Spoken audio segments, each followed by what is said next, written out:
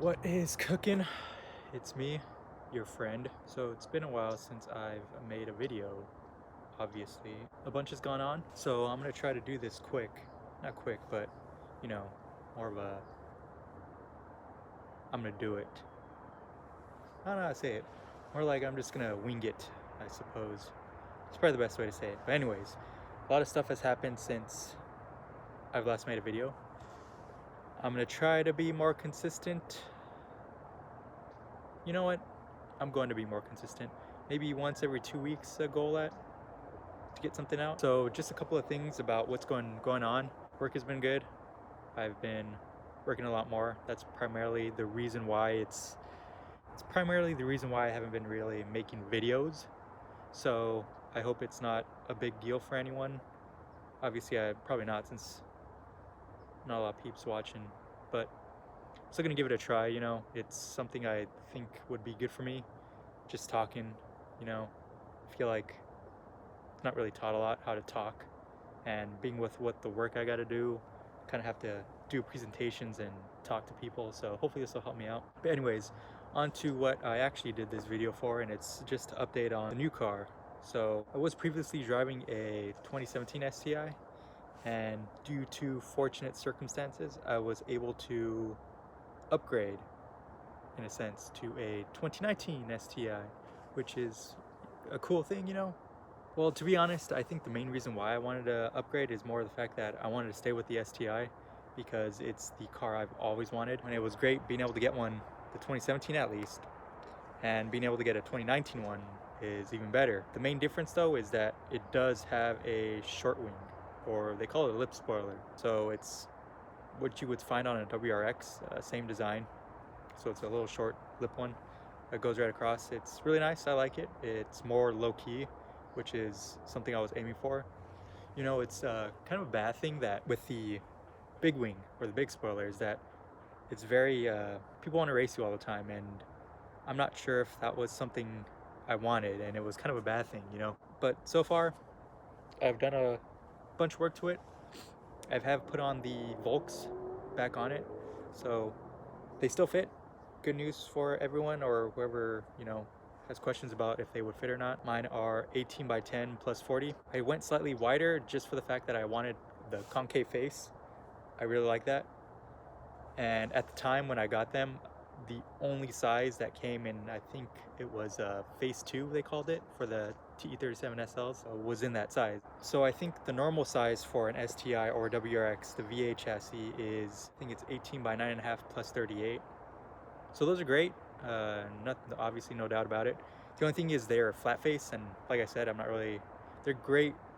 I'm not really into the flat face look, so that's why I went with the SLs, because at the time, like I said, they made them in the concave face. I think now, I forgot what they call them, but they do make T37s in the 18 by 9.5 plus 38s in concave face now, so it's, works out. You still use the same tire, at least. For me, it was a 265 35 R18, obviously. It still works, still on Continentals, but the tires are still holding up.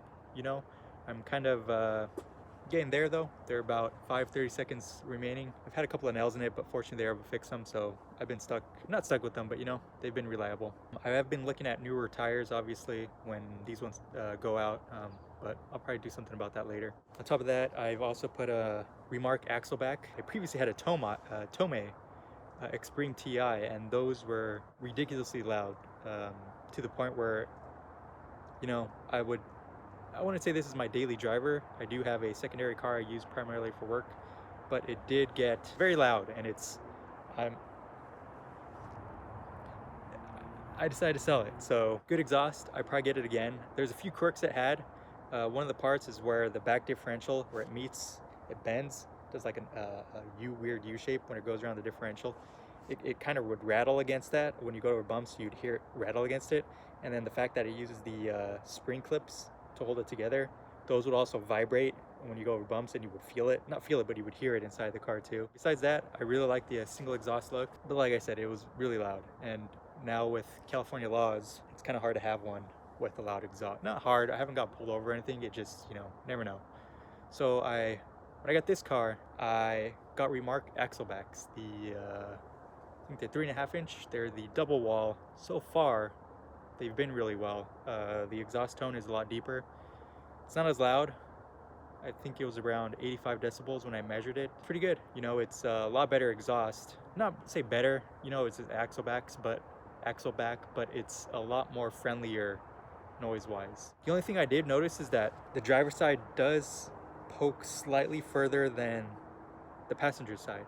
So it's kind of like a weird, I don't know how to say it. It just one sticks out further. I mean, maybe it's just me being anal, but it's something I noticed. Maybe I just got a weird bent pair or something. I don't know. But like I said, still works out. I got the blue tipped ones. I like them. Gives a character, I think. The last add-on I've added was the shift knob. So on the 2017, it came with the aluminum one. If you buy it separately, it's like $170 or something like that.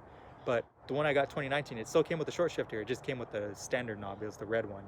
I decided to go different, go with the Duracon one. So far I like it. It's Duracon, I don't know how to explain. It's like a smooth plastic, but I like it.